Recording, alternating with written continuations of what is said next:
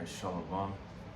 First and foremost, I'd like to give all the honor, glory, and praise unto Yahweh, Bahashem, Yahushai, Bahashem, Rachak, Wadash.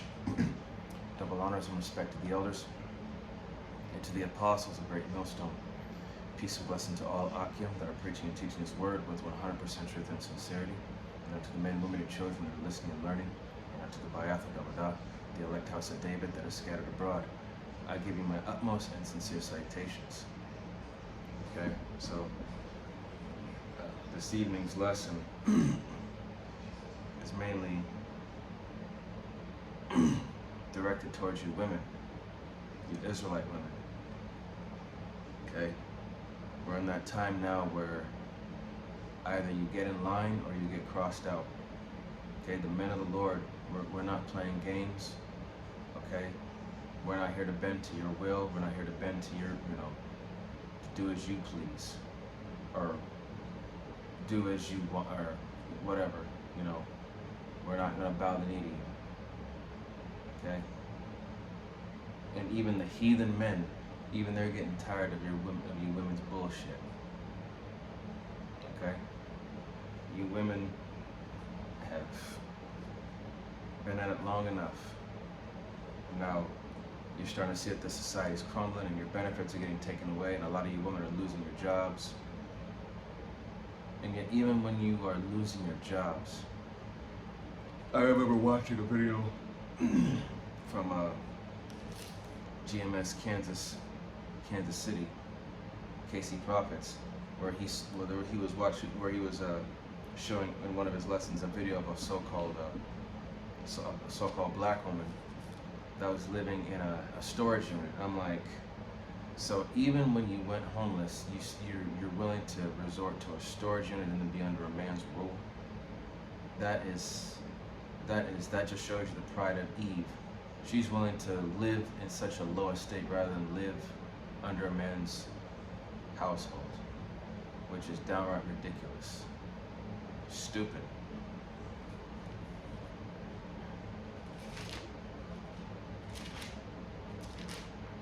But that's okay, because Yahweh B'Shem Yahushai is going to really make an example out of you women.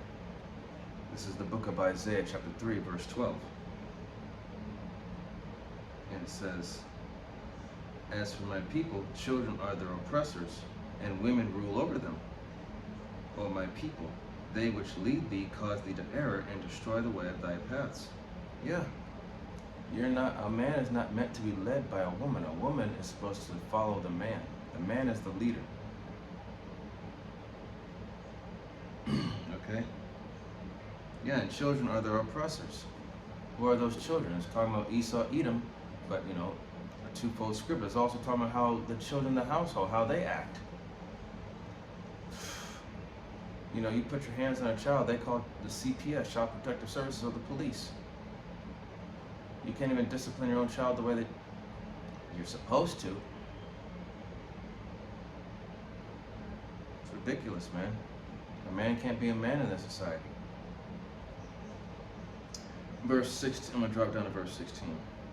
It says, "Moreover, the Lord saith, because the daughters of Zion are haughty, and walk with stretched forth necks, and wanton eyes, walking and mincing as they go, and making a tinkling with their feet," walking with that great pride, acting like their shit don't stink, like they're too good for anybody.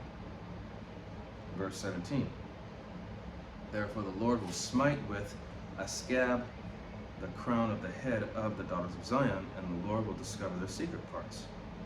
So Yahweh B'Shem Yahushua is going to put a lot of you Israelite women to shame. You think you're all that, but Yahweh B'Shem Yahushua says, you ain't shit. He's going to humiliate you.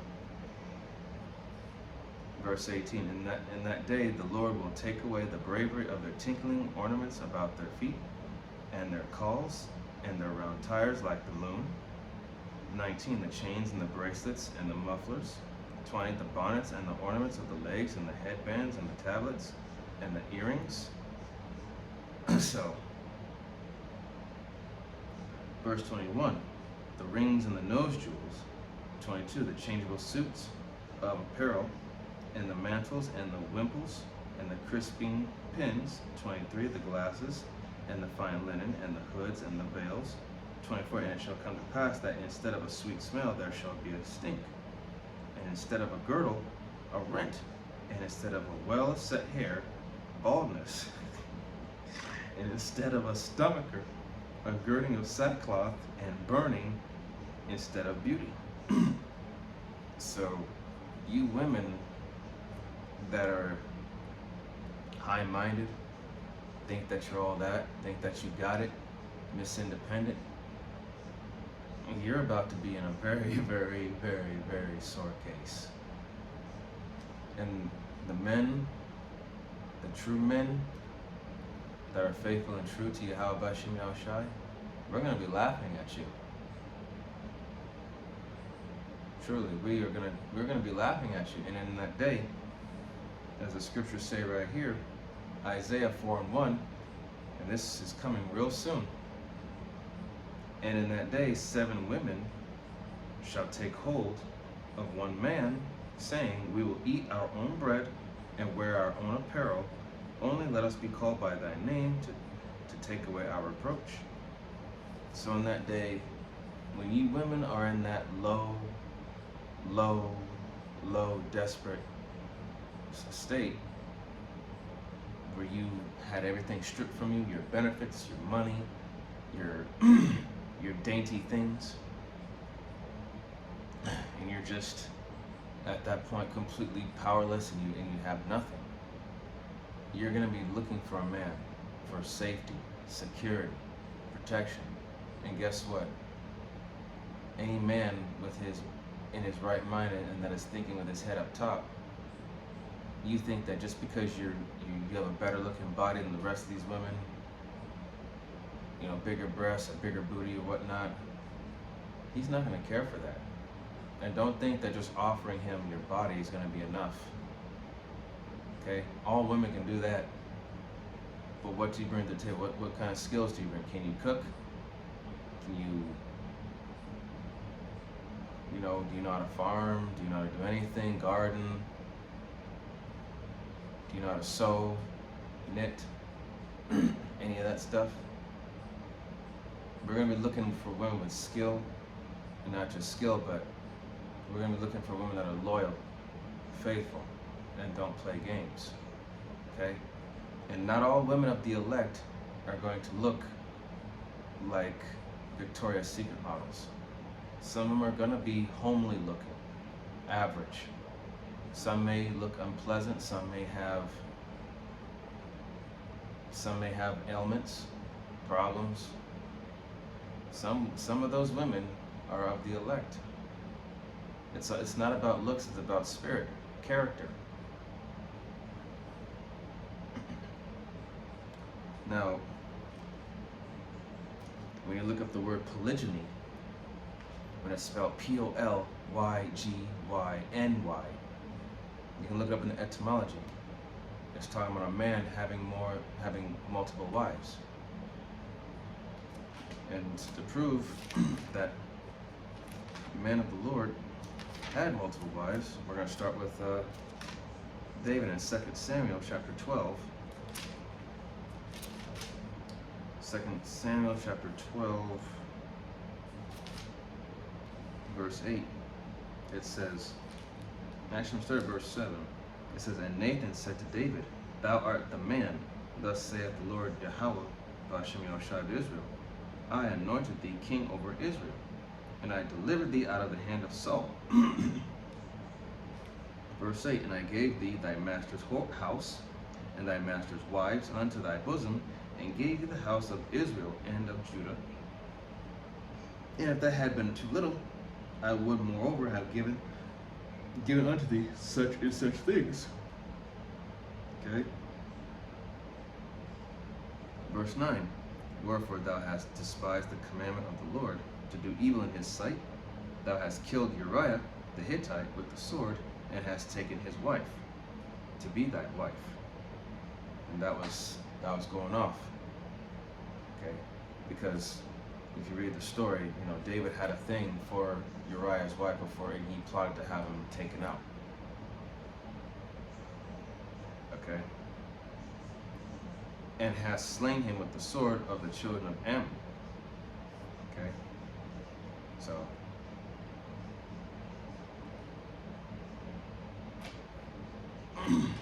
that's one example. Now here's another one in 2 Samuel chapter 5. 2 Samuel chapter 5, verse 13, or verse 12, it says, "And David perceived that the Lord had established him king over Israel, and that he had exalted his kingdom for his people Israel's sake." 13, "And David took him more concubines and wives out of Jerusalem after he was come from Hebron, and there were yet sons and daughters born to David." Okay, so even David had multiple wives. Now going to 1 Kings chapter 11.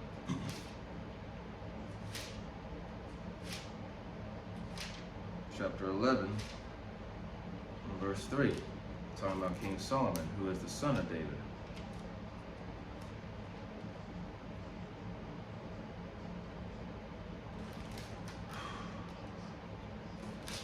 First Kings 11 and 1, it says, "But King Solomon loved many strange women, together with the daughter of Pharaoh, women of the Moabites, Ammonites, Edomites, Sidonians, and Hittites, of the nations concerning which the Lord said unto the children of Israel, Ye shall not go in unto them, neither shall they come in unto you, for sure they will turn away your heart after their gods.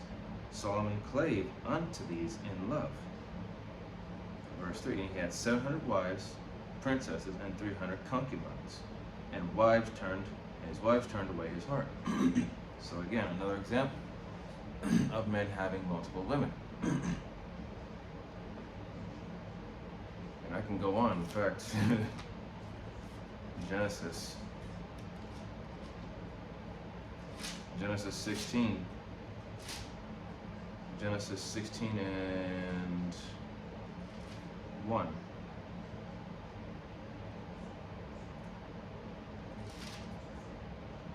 It says, Genesis 16:1, "Now Sarai, Abram's wife, bare him no children, and she had a handmaid, an Egyptian, whose name was Hagar."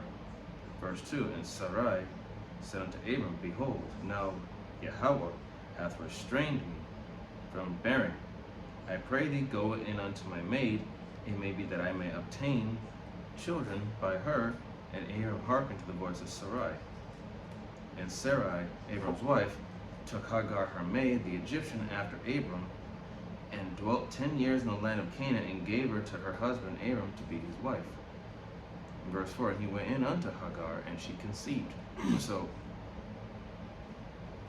there you go. And that's funny because some of you women that are with a man right now, you're going to be bringing other women to your husband. Yeah. Believe it or not. Some of you women that are attached right now to a man, you're going to be helping your man look for another woman.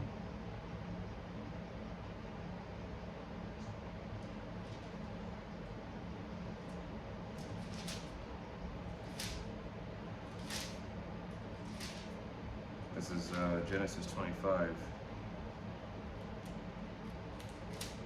Genesis 25 and 1. And it says, "Then again Abraham took a wife, and her name was Keturah, 2. And she bare him Zimran, and Jokshan, and Medan, and Midian, and Ishbak, and Shua." So Abraham had three wives, and that was Sarah,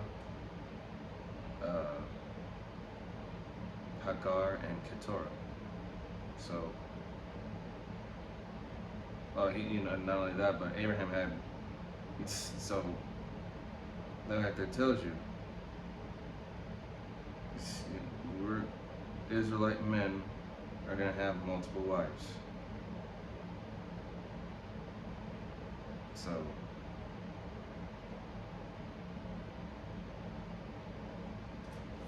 the scriptures don't lie. This is going to be the book of Sirach. Sirach chapter 26, starting at verse 6.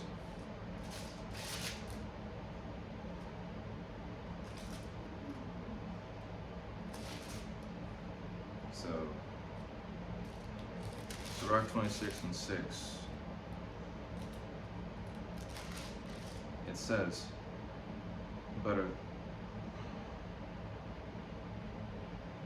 Sirach 26 and 6 is, but a grief of heart and sorrow is a woman that is jealous over another woman, and a scourge of the tongue which communicateth also. A scourge of the tongue which communicateth also, talking a lot of shit.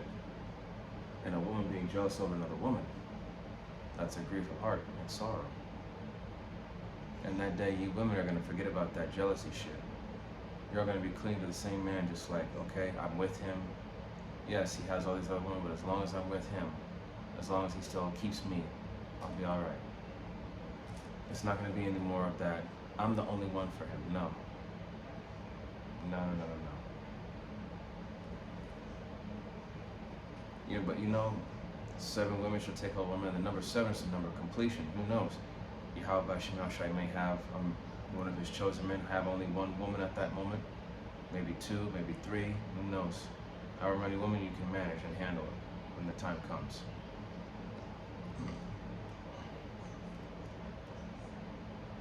Verse 7. An evil wife is a yoke shaken to and fro. He that hath hold of her is as though he had held a scorpion. So an evil wife, man, is someone that likes to argue, fight, try to, take control. That's going to cause you stress, grief, chaos in the household, man. And trying to hold on to her, man, you're going to only end up destroying yourself. Verse 8.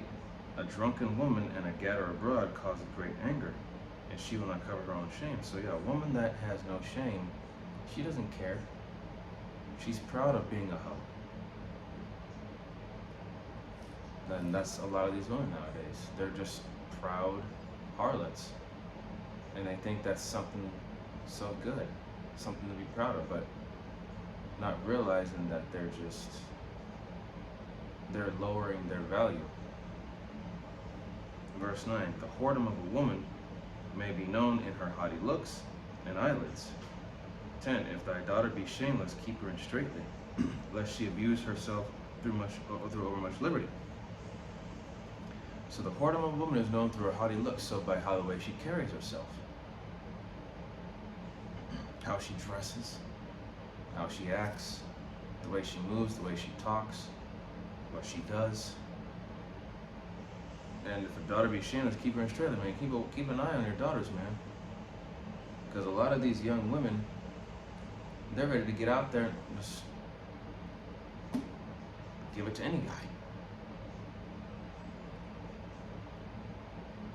In verse 11, it says, watch over an impudent eye and marvel not if she trespass against thee. So, don't be surprised if your daughter does, get tossed around. Yet it's gonna bring shame unto you. It's gonna hurt, but don't be surprised if it happens, because we live in a society where women are free to do as they please. They have that freedom of choice. Verse 12, she will open her mouth as a thirsty traveler. When he hath found a fountain and drink of every water near her, by every hedge will she sit down and open her quiver against every arrow. Meaning that she's just going to open her legs for any guy. And these women, they're proud of high body counts, and they act like it doesn't matter. Well, yeah, it does matter.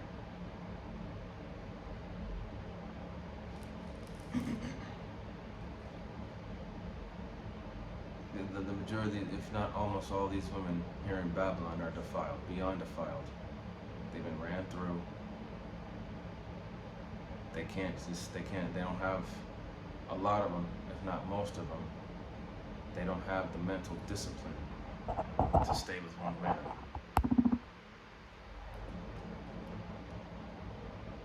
Verse 13, the grace of a wife delighteth her husband, and her discretion will fat his bones. Yeah, a woman that knows how to be homely, be quiet, mind her own business, and attend to her husband, dude, she's gonna make him feel welcomed, feel relaxed, put at ease, make him feel good. 14, a silent and loving woman is a gift of the Lord, and there is nothing so much worth as a mind well instructed. So a woman that's quiet and gives unconditional, genuine love to her husband, that is a gift. And there's nothing much worth as a mind well instructed. A woman that is willing to follow her husband's instructions, his guidance, because, you know, a woman that obeys her husband is a woman that's in order and that shows genuine love, because obedience is love. A woman can tell you that she loves you 1,000 times, but if she doesn't do exactly as you say, she don't love you. That's just the truth. And a lot of women out here, they don't have that mindset. They don't have that discipline. Verse 15. A shamefaced and faithful woman is a double grace, and her continent mind cannot be valued. So a woman that is shamefaced and faithful,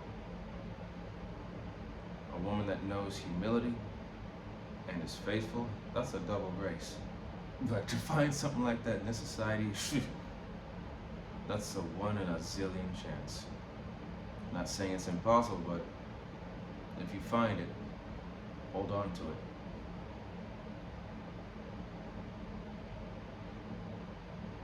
That's it. Okay. Actually, now look at verse 16. As the sun when it rises in the high heaven, so is the beauty of a good wife in the ordering of her house. Remember, man, the woman is the one that manages the house, that cleans, makes sure everything's organized, neat and order. That's what a woman's supposed to do. Nowadays, a lot of women don't even know how to fucking cook. They won't even do laundry.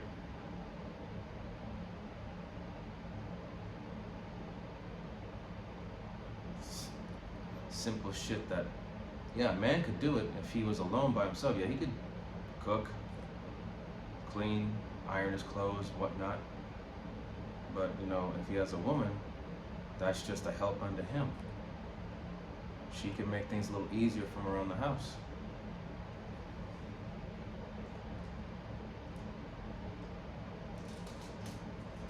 Now we're going to get 2nd Ezra.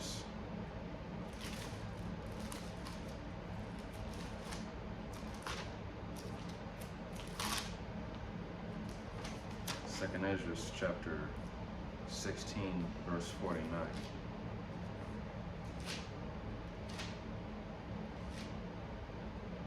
Second Ezra chapter 16, verse 49, it says, like as an whore envieth a right, honest, and virtuous woman, so shall righteousness hate iniquity. So just as these wicked women hate a virtuous woman, so shall it be the same in return likewise. Because these wicked ass harlots, they hate a woman that keeps herself clean and ordered, that knows how to carry herself the way she's supposed to be carried. They hate that. And for you sincere sisters that are generally trying to be that virtuous woman, keep at it. Keep fighting for that. Keep fighting for it. Let these women hate, let them talk shit. At the end of the day, you're gonna be the one who wins. The haters are gonna keep growing, they're gonna keep coming, but the haters are gonna make you stronger in the end anyway. Verse 50, so shall righteousness hate iniquity when she decketh herself, and shall accuse her to her face when he cometh that shall defend him, that diligently search out every sin upon the earth. And therefore be ye not like thereunto, nor to the works thereof. So don't be like these, don't be like the people of this world, man, that think they know what's right and they think that what they're doing is not wrong at all. Don't be like that. You don't have to be like that. As the scriptures say, envy not thou the oppressor. Don't envy any of these people. We're not of this world. We're not of this society. Fuck them. If they want to continue being filthy, abominable beasts, great. Good for them. They live and let live. You can only tell them this and tell them that, but if they don't want to listen, fine, that's on them. Yahweh Shem Yahshai is going to deal with it later. Or he might deal with it right there on the spot.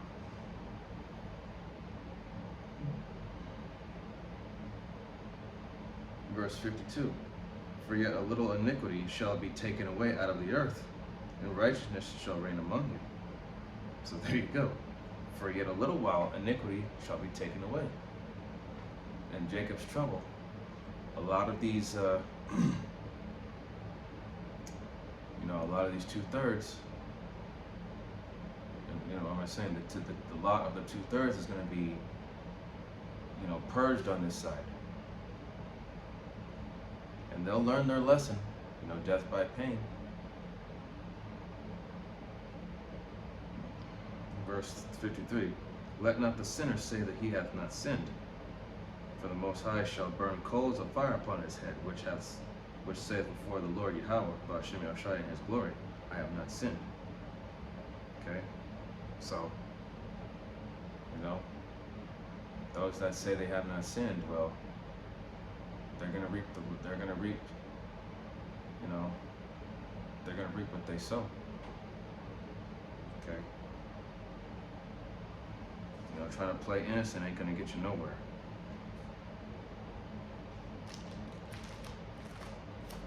Alright, so again, Isaiah 4 and 9, or 4 and 1, 7 women shall take hold of one man. Okay?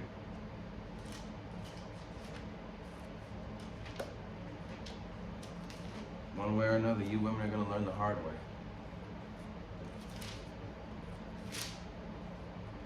And as for the righteous, and as for the women that are with a brother that's in the truth, don't grieve him just because, get out of that spirit of like, only I can have him. No, he can have as many women as he wants, as long as he's not messing with a woman that already has another man. If she's single, then yeah, let him, he can get it.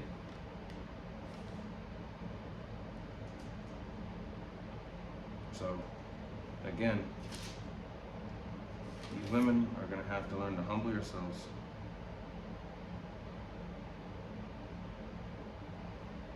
Okay? That's all I had for this. So, when the time comes, man, these women, they're going to come. And like I said, a lot of them are going to be rejected. Only the virtuous women are going to, Yahweh Shem Yahshai will, and that's you sincere sisters. Like I said, not all of the elect women are going to look like these baddies do. Some of them are going to look unpleasant. Some are going to look average. Some are going to look homely. Some of them are going to have physical ailments. Some of them are going to look, unpleasant. Some of them are going to have something wrong with them in any way, shape, or form. But at the end of the day, Yahweh Shem Yahshai chose them.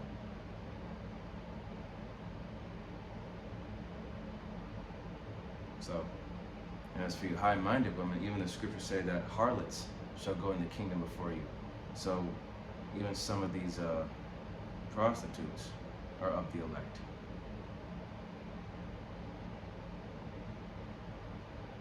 So this is something for you women to think about, man. You gotta get in line or get crossed out. This is no time for being misindependent or try to be high-minded. And with that, I hope that this lesson was edifying. All praise, honor, and glory to Yahweh, Ba'ashem Yahweh Shai, Ba'ashem Rakadash. Double honors and respect to the elders and to the apostles, the great millstone. Peace and blessing to all Akim that are preaching and teaching this word with 100% truth and sincerity. To the men, women, and children that are listening and learning. To the Ba'ath of Davidah, the elect house of David that is scattered abroad. I give you my utmost and sincere salutations. See you in the next lesson, Lord. Kwam Yasharala, Wa Abad Babal, Shalom, Barakatam.